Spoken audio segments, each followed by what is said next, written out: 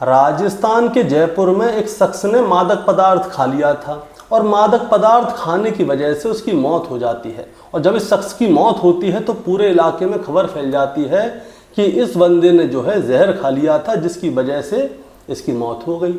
अब जब ये खबर हर जगह पहुंच रही थी तो एक महिला के कानों में भी पड़ जाती है कि उस बंदे ने जो है जहर खाया था और उसकी वजह से उसकी मौत हो गई। अब इस महिला के मन में एक आइडिया जागता है।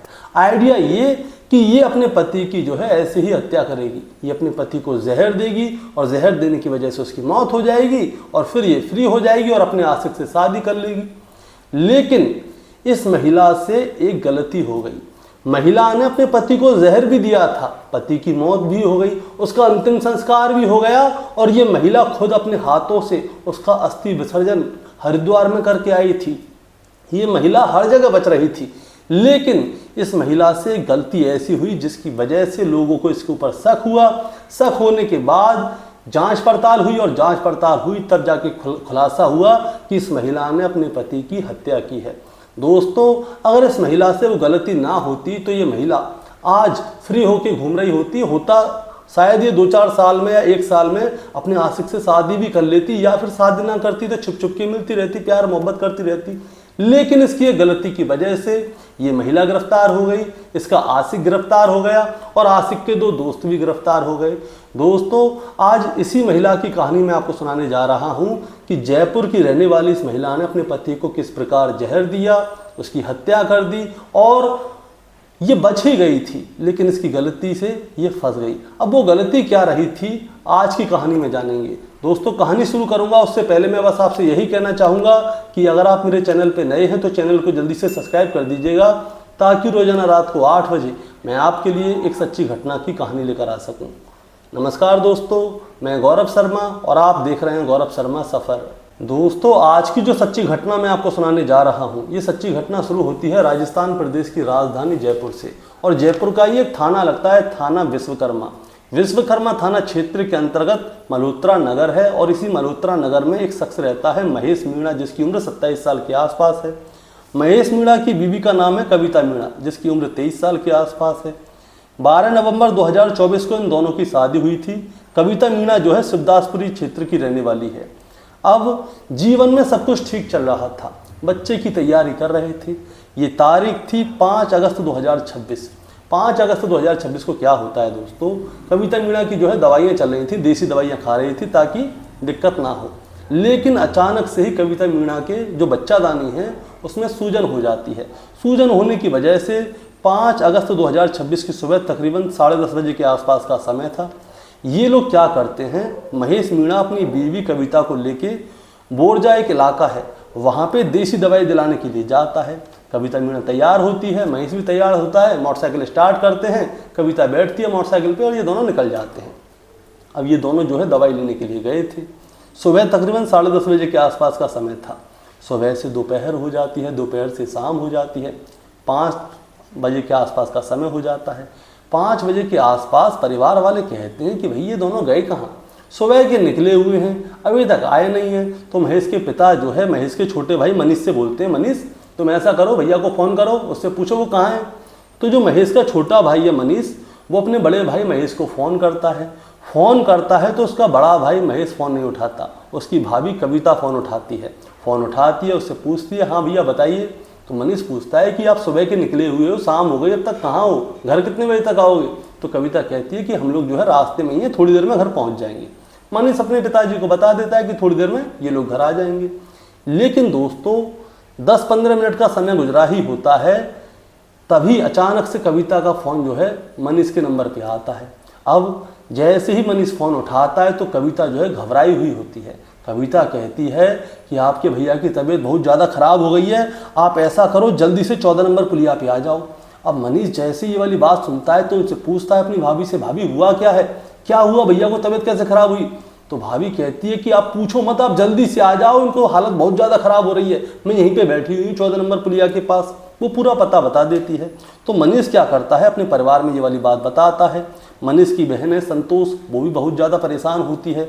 मनीष अपनी बहन संतोष को मोटरसाइकिल पे बैठाता है और सीधे ही 14 नंबर पुलिया पे पहुंच जाता है। वहाँ पे जाके देखता है उसकी भाभी कविता और उसका भाई महेश वहीं पे बैठे हुए हैं। महेश जो है ज़मीन में बैठा हुआ है, बेसुध है, और कविता वहाँ पे खड़ी हुई थी, इन लोगों का इंतज़ार कर रही थी। मनीष वहाँ पे पहुँचता है, देखता है, भाभी क्या हुआ? वो कहती है पता नहीं क्या हुआ, 200 फीटा रोड से इनकी तबीयत बहुत ज़्यादा ख़राब हो गई थी, ये तो मोटरसाइकिल चला भी नहीं पा रहे थे, मैंने मोटरसाइकिल पे जैसे तैसे इनको बिठाया, मैं मोटरसाइकिल चला के इनको घर तक ला रही थी, लेकिन यहाँ पे आके ये बिल्कुल पूरी तरह से बेसुध हो गए, इसलिए मैंने इनको यहाँ पे उतार दिया। अब महेश को जो है उसका जो छोटा भाई है मनीष, वो और उसकी बहन संतोष और उसकी बीवी कविता, ये तीनों लोग क्या करते हैं, आनन फानन में उठा के लेके जाते हैं। नज़दीक में ही सीकर रोड है, सीकर रोड के पास ही CKS अस्पताल है, वहाँ पे जाके भर्ती कराते हैं। डॉक्टर आते हैं, उसे चेक करते हैं, लेकिन जैसे ही डॉक्टर उसे चेक करते हैं तो वो कहते हैं नब्ज़ को पकड़ते ही, अरे ये तो मर चुके, आप तो आने में बहुत लेट हो गए। अब जैसी ये वाली बात सामने आती है तो महेश का जो छोटा भाई है मनीष, उसके पैरों के नीचे से ज़मीन खिसक जाती है, बहन रोने लगती है, और जो महेश की बीवी है कविता, उसकी तो चीख निकल जाती है, वहीं पे चीख पुकार मचाने लगती है, ज़ोर ज़ोर से रोने लगती है। उनसे पूछा जाता है क्या हुआ, तो ये लोग बताते हैं रास्ते में ना जाने क्या हुआ, इनकी तबीयत बहुत ज़्यादा ख़राब हो गई। अब जवान लड़का है, महज 27 साल का लड़का है, ऐसा क्या हुआ जिसकी तबीयत ख़राब हो गई और उसकी मौत भी हो गई। इसीलिए क्या होता है, इस मामले में पुलिस को भी बीच में आना पड़ता है। अब पुलिस बीच में आती है, पुलिस जब बीच में आती है तो पुलिस जो है महेश की बॉडी को लेके जयपुर में ही कवंटिया अस्पताल है, वहाँ पे जाती है, पोस्टमार्टम होता है। लेकिन पोस्टमार्टम में ऐसा कुछ निकलता नहीं है कि जिसकी वजह से इसकी मौत हुई है, ना तो कोई बीमारी निकलती है, ना जहर वहर, कुछ नहीं निकलता, बस महेश मर गया है। अब मरा कैसे है इसके बारे में कोई बता भी नहीं सकता। आजकल क्या हो रहा है दोस्तों, जवान जवान लड़कों को अटैक आ रहे हैं, पता नहीं क्या बीमारी हो रही है, 20-25 साल के लड़के को अटैक आ जाता है, वो मर जा रहा है। अब ऐसा ही महेश के परिवार वालों को लगता है कि शायद ऐसा ही कुछ महेश के साथ हुआ हो। महेश तो बेचारा अपनी बीवी को दवाई दिलवाने के लिए गया था, उसकी बच्चेदानी में सूजन आ गई थी, लेकिन रास्ते में महेश की मौत हो गई घर आते समय। अब दोस्तों बॉडी को घर पे लाया जाता है, घर में घर वालों का रो रो कर बुरा हाल हो जाता है। अब महेश की बॉडी के अंतिम संस्कार की तैयारी की जाती है और अंतिम संस्कार भी कर दिया जाता है। अब दोस्तों अंतिम संस्कार हो जाता है, उसके बाद क्या होता है, महेश की जो अस्थियां हैं उनका विसर्जन होना था हरिद्वार में, और महेश के परिवार के कुछ लोग जो है हरिद्वार जा रहे थे उसकी अस्थियों को लेकर विसर्जन करने के लिए। तो परिवार के लोग क्या करते हैं, जो महेश की बीवी कविता है उससे भी कहते हैं कि तुम ऐसा करो, अपने पति की जो है अब क्या बचा है, अब अस्थियाँ ही बची हैं, इन अस्थियों को लेके अंतिम संस्कार तो हो ही चुका, अस्थियों को लेके विसर्जन करवाओ उनके साथ। अब महेश की बीवी कविता बेचारी रोती रोती उनके साथ हरिद्वार निकल जाती है। अब घर पे कौन कौन बसता है दोस्तों, महेश के पिता बाबूलाल मीणा और उसका छोटा भाई मनीष और परिवार के कुछ लोग और होते हैं, ये लोग घर पे बैठे हुए होते हैं। अब सभी लोग बैठ के बातें करते हैं कि ऐसा हुआ क्या अचानक से महेश को, अचानक से ऐसे कैसे मर सकता है, उसको कोई बीमारी हारी भी नहीं थी, कोई परेशानी नहीं थी, अचानक से मर गया, सभी लोग सोच रहे थे। तभी उनमें से एक शख्स बोलता है, महेश मर तो गया, चलो उसको क्या हुआ क्या नहीं हुआ, आपने इस चीज़ पे कभी ध्यान दिया कि महेश की जो बीबी है कविता, उसके हाव भाव को देखा तुमने कभी? जो कविता है वो टाइम से खाना खा रही है, पी रही है, हंस भी रही है, टाइम से सो रही है। किसी पत्नी का पति अगर मर जाता है तो उसको नींद नहीं आती, भूख नहीं लगती, लेकिन यहाँ पे आपकी जो बहू है वो आराम से घूम रही है, खा रही है, पी रही है, हंस रही है। अभी उसका पति मरा है उसको 10 दिन नहीं हुए, उससे पहले वो हंसने भी लग गई। अब इस वाली बात को सब लोगों ने ध्यान दिया कि हाँ भाई, कविता तो जो है हंस भी रही है, खाना भी टाइम से खा रही है, सबसे बोल रही है, टाइम से सो रही है, टाइम से जाग रही है। अब सब लोग कहते हैं कि कुछ ऐसा तो नहीं कि आपकी बहू ने कुछ ऐसा कर दिया हो, तो सब लोग कहते हैं कि हाँ हो भी सकता है, क्योंकि आजकल क्या है, बहुएं जो हैं पतियों को निपटाई जा रही हैं। दरअसल जो कविता और महेश की शादी हुई थी 12 नवंबर 2024 को हुई थी, अभी 2 साल पूरे भी नहीं हुए, 1.5 साल ही हुआ है। तो सबको जो है शक जो है कविता के ऊपर जाता है, और जब सबका शक कविता के ऊपर जाता है तो जो बाबूलाल मीणा है, कविता के ससुर महेश के पिता, उनको जो है कुछ संदेह होता है तो वो क्या करते हैं, वो किसी से कुछ नहीं कहते। बाबूलाल मीणा और उनका बेटा मनीष क्या करते हैं, 14 नंबर पुलिया के पास जाते हैं, उसी दुकान के पास जहाँ पे महेश बैठा हुआ मिला था, वहाँ पे जाते हैं, आसपास के लोगों से पूछते हैं कि आपने कुछ देखा या नहीं देखा। आसपास के लोग बस यही कहते हैं कि हाँ भाई यहाँ पे एक लड़का बीमार हुआ था, उसकी मौत हो गई, ये पता है, इसके आगे हमें कुछ नहीं पता। बाप और बेटे बड़े परेशान होते हैं, अब पता करें तो कैसे करें। तभी क्या होता है दोस्तों, बाबूलाल मीणा और उनके बेटे मनीष की नज़रें जो हैं दुकान पे लगे हुए कैमरे पे जाती हैं, और वहाँ पे एक ही कैमरा नहीं, कई सारी जगह पे कैमरे लग रहे थे। तभी वो कहते हैं कि पहले कैमरे में देखते हैं हुआ तो हुआ क्या। अब ये लोग दुकानदार के पास जाते हैं, उन्हें बताते हैं कि 5 अगस्त को हमारा बेटा आपकी दुकान के सामने बैठा था, तबीयत ख़राब हो गई थी और उसकी मौत हो गई। दुकानदार कहता है कि हाँ, हमें जानकारी मिली कि यहाँ पे एक पत्नी आई थी अपने पति को लेकर, उसकी तबीयत बहुत ज़्यादा ख़राब थी, उसकी मौत हो गई। वो कहते हैं, जो महेश के पिता हैं दुकानदार से, वो कहते हैं कि हम आपकी सीसीटीवी की फुटेज देखना चाहते हैं 5 अगस्त की। उस दिन हुआ क्या था, हमारा बेटा मरा कैसे, हम बस ये जानना चाहते हैं। दुकानदार कहता है कि क्यों नहीं, आप देख लीजिए। अब दुकानदार जो है 5 अगस्त 2026 की शाम की 5:10 की फुटेज दिखाता है। और 5:10 पे क्या होता है दोस्तों, दुकान के सामने 2 बाइकें आती हैं। पहली बाइक पे उनकी बहू बैठी होती है, उसके साथ में कोई शख्स बैठा हुआ था आगे। दूसरी बाइक पे 3 लोग बैठे हुए थे, जिसमें एक शख्स बाइक चला रहा था, बीच में इनका बेटा महेश बैठा हुआ था और पीछे से तीसरे शख्स ने उसको पकड़ा हुआ था। महेश को जब मोटरसाइकिल से उतारा जाता है तो उसकी हालत बहुत ज़्यादा ख़राब होती है, उसे खड़ा हुआ नहीं जाता, उसके हाथ पैर कांप रहे होते हैं। ये लोग क्या करते हैं, जैसे तैसे करके उसे उस दुकान की शटर के बाहर जो सीढ़ियाँ होती हैं वहाँ पे जाके बैठा देते हैं और वहाँ पे बस ऐसा लग रहा होता है कि ये किसी चीज़ का इंतज़ार कर रहे हैं, किसी को बुला रहे हैं, क्या कर रहे हैं। अब एक एक करके ये तीनों लोग वहाँ से चले जाते हैं, बहू रहती है, फिर वो फ़ोन पे बात करती है। थोड़ी देर बाद जो मनीष है अपनी बहन संतोष को लेके आता है, फिर ये लोग अस्पताल ले जाते हैं। इतनी फुटेज थी। अब ये लोग कहते हैं कि जो बहू है उसने बताया था कि 200 फीटा रोड से लेके 14 नंबर पुलिया तक बहू उस मोटरसाइकिल को चला के लाई थी अकेली। उसने ये नहीं बताया था कि उसने किसी से मदद ली थी या नहीं ली थी। अगर उसने किसी से मदद ली थी तो ये लोग इसको यहाँ पे क्यों बैठा के चले गए, अस्पताल तक क्यों नहीं पहुँचाया या फिर घर तक क्यों नहीं पहुँचाया। बाबूलाल और उसके बेटे मनीष को जो है शक हो जाता है कि कुछ ना कुछ तो गड़बड़ है, बहू ने कुछ ना कुछ किया है। उसकी रिकॉर्डिंग ये लोग क्या करते हैं, मोबाइल में उतार लेते हैं।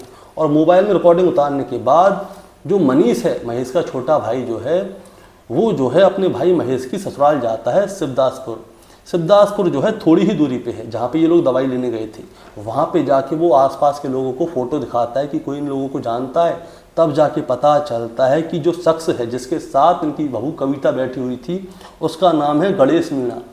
गणेश मीणा के साथ बहू बैठी हुई थी और जो 2 शख्स हैं उनमें से एक का नाम है अजय मीणा और दूसरे का नाम है गोलू प्रजापति। ये 3 लोग थे। अब ये वहाँ पे जो है पूछताछ करते हैं कि आखिर ये गणेश मीणा है कौन है। तब जाके दोस्तों जो महेश है उसके छोटे भाई को एक जानकारी मिलती है। जो गणेश मीणा है उसके प्रेम प्रसंग इसकी भाभी कविता से पिछले 8-9 साल से हैं, यानी कि शादी से पहले से हैं, और अभी भी वो उससे मिलता है।